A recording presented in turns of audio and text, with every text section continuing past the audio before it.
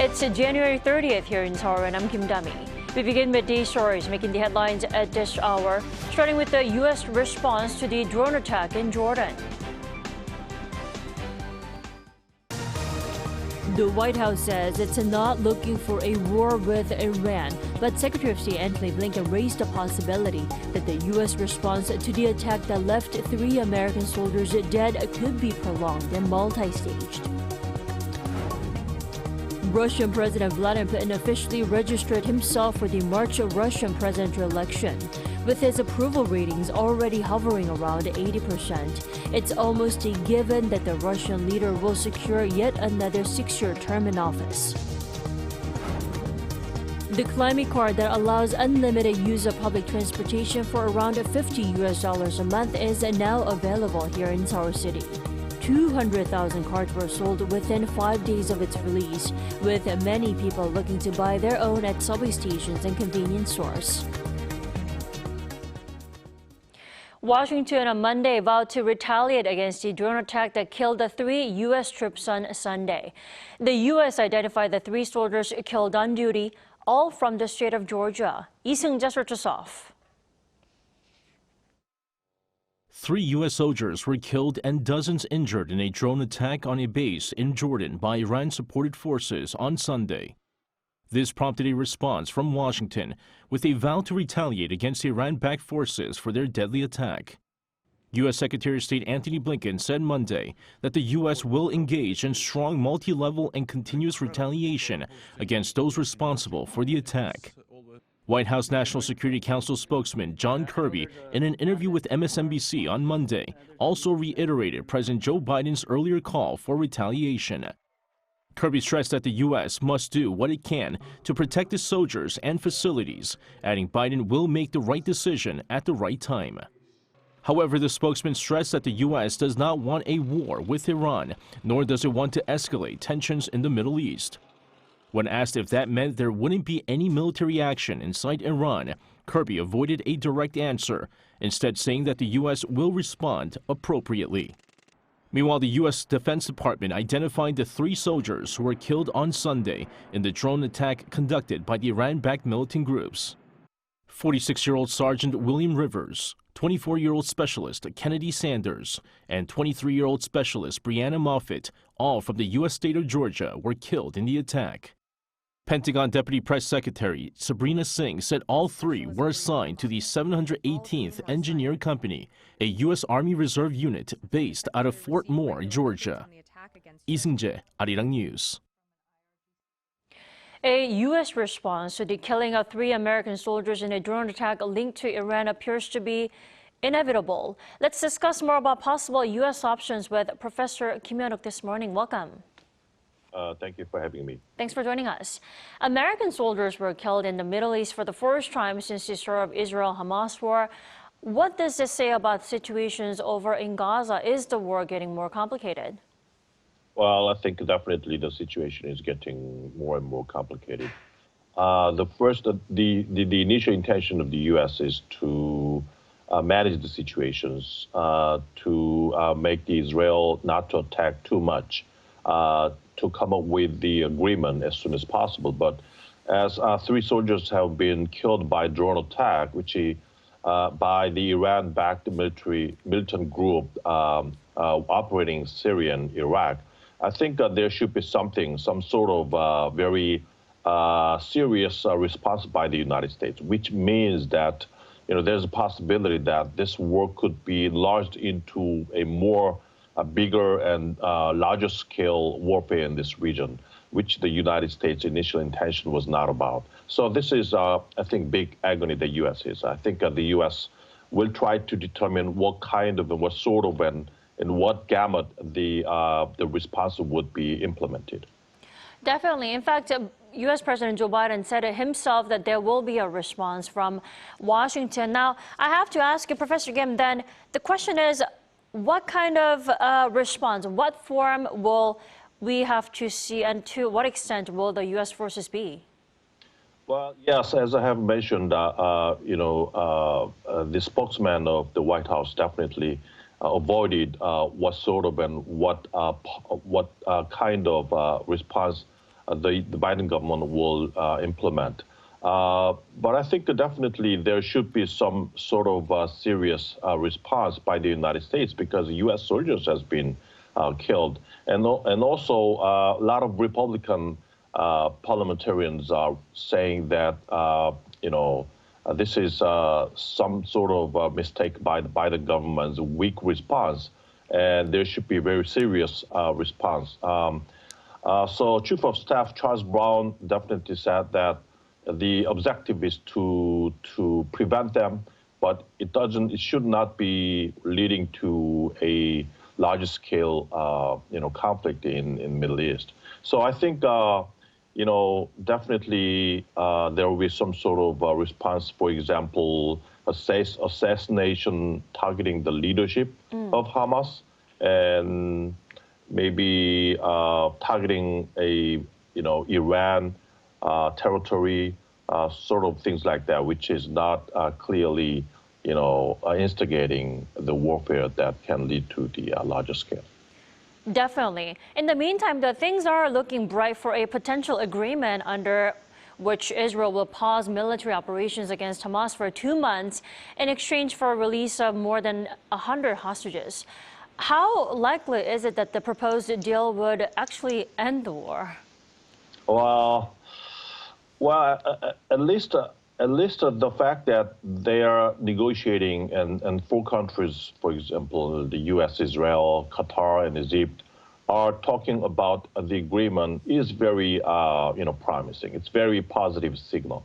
The first step is that 30-day stoppage of warfare in exchange for female and old hostages and injured hostages to be released. And second stage is to release the military people of Israel and also male hostages in exchange for another 30-day stoppage of military operations. But I'm not sure how this will be leading to a permanent ceasefire because we know that they're talking about the complete ceasefire based upon these two-stage stoppage. But because, they have still very big differences in their opinions. 4 countries are talking about completely ending the antagonistic behaviors and also allowing the Palestinian independent states. But Israel is very negative about the Palestinian independent state establishment. And also Hamas is not completely destroyed from the Israeli perspective. So there are a lot of more things that the 4 countries need to talk and come up with an agreement for a complete ceasefire. So you're saying the deal may not be enough to end the war, but it would still lay the groundwork for a durable resolution to the conflict, right? Yes, it definitely 30 days and 30 days, which is altogether 60 days war stoppage is very positive signal and positive opportunity to come up with complete ceasefire. And a lot of European countries and the U.S. is, especially the United States Biden government, their warfare, possible warfare is targeting the Taiwan Strait region and the war in Ukraine, and this Hamas-Israel warfare is something that the U.S. does not want to get engaged too much. So there is a strong willingness by European and the U.S. countries to finish this warfare. So I think the talk and dialogue towards the agreement, I think, will continue, and I hope that come up with the positive outcome. Definitely. All right, Professor Kim Yoon-ok, thank you so much for your insight this morning. You have a great day. Thank you so much.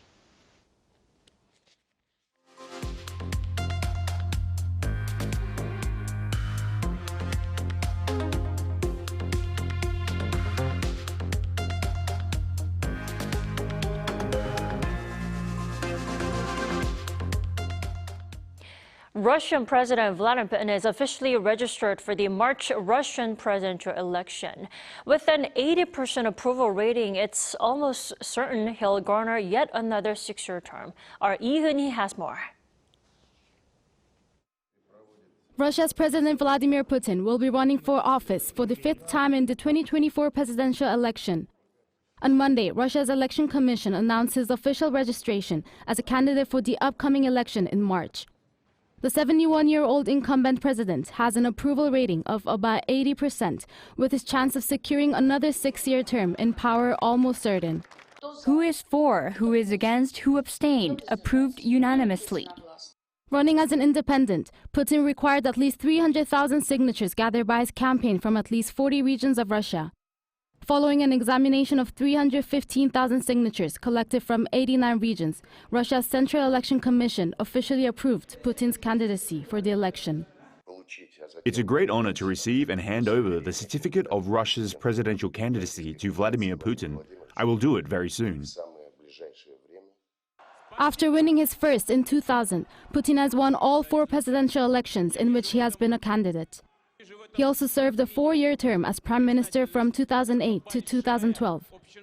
In 2018, Putin separated himself from the United Russia Party, choosing to run independently, winning over 75% of the vote. 3 other candidates from parties represented in parliament have also been approved from a total of over 30 candidates. Putin himself made a change to Russia's constitution in 2020, which allows him to run for 2 more 6-year terms and potentially remain in power until 2036. Yoon, Arirang News. U.S. National Security Advisor Jake Sullivan and NATO Secretary General Jens Stoltenberg held talks on Monday and expressed concerns over military cooperation between North Korea and Russia. During their talks in Washington, the two discussed concerns that an arms transfer would further assist Russia in its war in Ukraine. The meeting came as Stoltenberg was in the U.S. Capitol to discuss maintaining support for Ukraine and preparations for the NATO summit, which will take place in Washington in July. The White House said Pyongyang has provided Moscow with several dozen ballistic missiles for use in Ukraine, as well as ammunition and other military equipment. The European Union has decided to extend the economic sanctions imposed on Russia for another 6 months. The EU Council made the announcement on Monday, citing Russia's continued actions that destabilize the situation in Ukraine. With that, the sanctions will remain in place until the end of July. Since Russia's annexation of the Crimean Peninsula in 2014, the EU has been implementing sanctions against Moscow, the scope of which has expanded since the invasion of Ukraine in February 2022. The most recent round of sanctions include a ban on the import of diamonds, as Russia is the world's largest producer of diamonds. Meanwhile, Bloomberg reports that EU is considering new sanctions with an adoption date of February 24th in mind, the second anniversary of the Ukraine war. With just around $50 a month, people here in Seoul can now have unlimited use of public transportation with the newly released Climate Card. It's so popular that it's almost a hunt to buy one. Our Park Gon-woo has this story. Unlimited access to public transportation is now available in the capital. The Seoul metropolitan government started a new 6-month pilot project on Saturday that allows limitless public transport access with its so-called Climate Card as a means to cope with climate change and lower household expenses. The card is based on the D-ticket issued in Germany.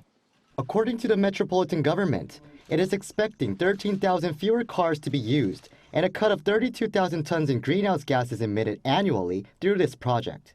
The Climate Card allows people to ride subways or buses within Seoul for 62,000 Korean won, or a little under $50 per month, if downloaded to a mobile phone, and even public bikes if users add around $2 more. 2만 원 정도 절약되는 걸로 알고 있습니다. 교통비가 고정적으로 나가니까 좀 좋을 것 같다 생각을 하고 있습니다. The card is valid on subway lines within the Seoul region, including numbers 1 to 9, Sillim and Suinbundang, among others, although some are excluded, such as the Shinbundang line, due to different fare structures. Users will need to pay an additional charge to subway employees when traveling to stations not included in the pilot project. Most intra-capital bus routes are also part of the project. Green and blue buses heading to places outside Seoul are included if the bus license plate was issued by the Seoul local government. The transport passes can be bought at offices inside subway stations or nearby convenience stores. I also bought this card, the Climate Card, for 3,000 won.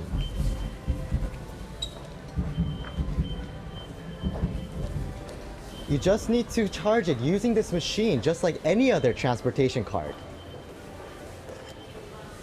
Android phone users can get the mobile version of the card by downloading the T-Money application.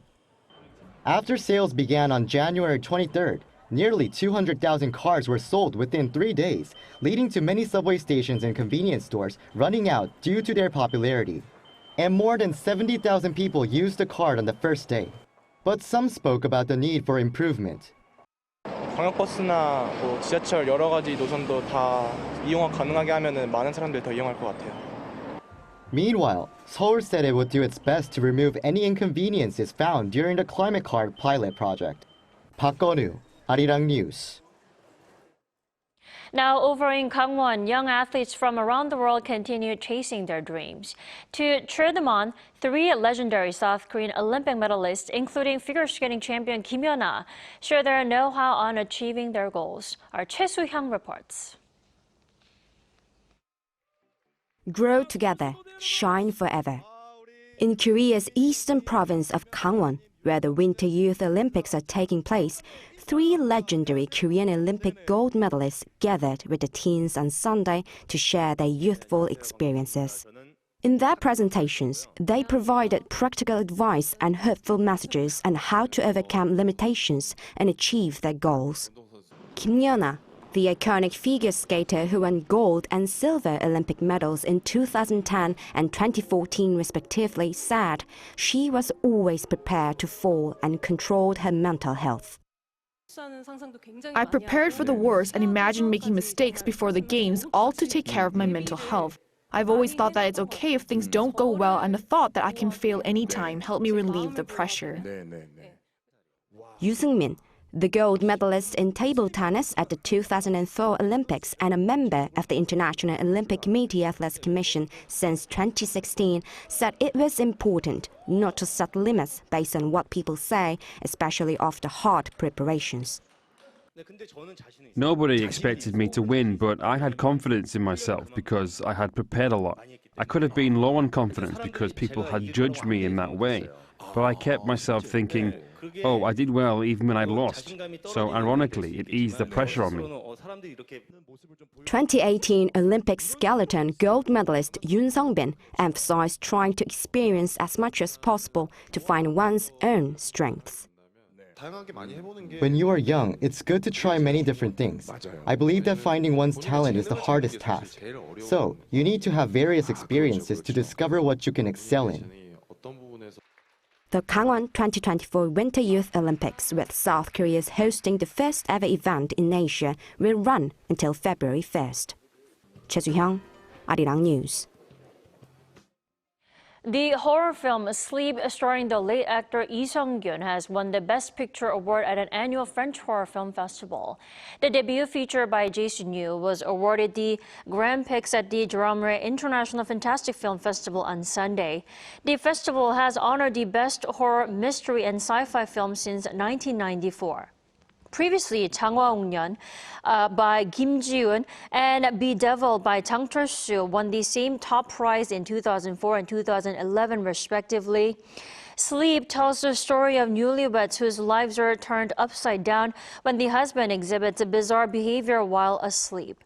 The film was also screened at the Cannes Critics Week section at the 2023 Cannes Film Festival.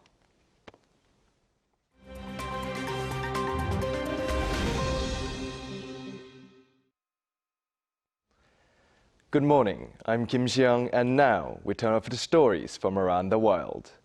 We begin today in France, where groups of farmers on Monday blocked major roads towards the capital Paris with tractors and a wall of hay in what they are calling the Siege of Paris. With similar demonstrations taking place across the country, the French police have not yet intervened to remove the roadblocks. Angry farmers have been protesting for days, the majority of whom are unhappy about the EU's 2023 nature restoration law, which requires environmental measures to restore a fifth of the member states' land and sea by 2030. Protests have spread to Belgium and Germany, where tractors are blocking routes to Hamburg's ports. French authorities have reportedly mobilized around 15,000 police officers to prevent tractors from entering Paris and other major cities. But many farmers showed their determination to stay in protest until change is made, with some saying that their aim is to stop food deliveries to supermarkets. A French government spokesperson said on Monday afternoon that new measures in support of the farmers will likely be announced from Tuesday onwards. Now, Hong Kong's High Court on Monday ordered the liquidation of the debt-ridden giant property developer Evergrande. In what is expected to be a heavy blow to the Chinese economy, Evergrande has been at the center of China's property crisis as the world's most indebted property giant exceeds $300 billion in debt. Evergrande's liquidation order comes as the Chinese real estate giant failed to agree on a concrete debt restructuring plan with its international creditors, even after negotiating for the past 19 months. Judge Linda Chan turned down Evergrande's request made on Friday for another 3 months of leeway, saying that enough is enough. The Shenzhen-based developer defaulted on its debt in 2021 and filed for bankruptcy in New York in 2023. Evergrande had total liabilities of $333 billion in June last year. Hong Kong courts showed that overseas creditors are owed $25 billion. While it remains unclear how much effect the Hong Kong court's decision can have in mainland China, experts speculate ripples to be felt in capital markets around the world. In sports news, Olympic gold medalist and Russian figure skater Kamila Valieva has received a 4-year suspension for doping. The Court of Arbitration for Sports decision on Monday also effectively strips the Russian Olympic Committee of its gold medal in the team event. Valieva tested positive for the banned substance trimetazidine, used for the prevention of angina at the Russian National Championships in December 2021. However, her positive results was only made known a day after she won gold at the Beijing Winter Olympics in 2022, to which the IOC decided no medals would be given out until Valieva's case had been resolved. As the Lausanne-based court decided on Monday, Valieva's 4-year ban is backdated to the 25th of December 2021. Lastly, the world's largest cruise ship, the Icon of the Seas, began its maiden voyage on Saturday from the port of Miami. The ship is around 365 meters from bow to stern, which is the size of almost 4 city blocks. The cruise ship, operated by the Royal Caribbean Group, is divided into 8 neighborhoods across 20 decks, including 6 water slides, 7 swimming pools, an ice skating rink, a theater, and more than 40 restaurants, bars, and lounges. The 7,600 passenger capacity cruise ship, which carries another 2,350 crew members, is powered by liquefied natural gas that may reduce sulfur and greenhouse gas emissions.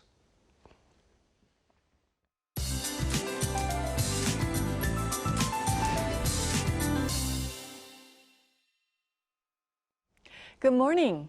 As soon as the cold snap subsides, the air quality worsens in most places. Even Gyeongsang-do provinces will see air quality hitting bad levels today. Those in the southern provinces, however, need to brace for frequent rain for the next few days. Rain will begin from Jeju this afternoon, spreading tonight to Jeollanam-do province. Then the rest of the south will receive rain tomorrow from dawn. Jeju could see up to 30 millimeters. The rest of the south could see 5 to 10 millimeters of showers. However, East Coast regions remain under a dry weather advisory.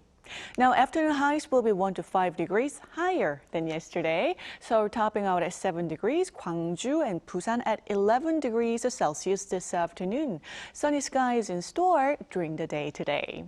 Cold wave alerts remain in place for many parts of Gangwon-do province, but Pyeongchang will finally see highs jumping to above freezing at 1 degree this afternoon. Seoul sees a high of 9 degrees tomorrow. Meanwhile, a frequent wintry mix is in the forecast for southern regions and the east of Gangwon-do province throughout the week. That's Korea for you, and here's a look at the international weather conditions.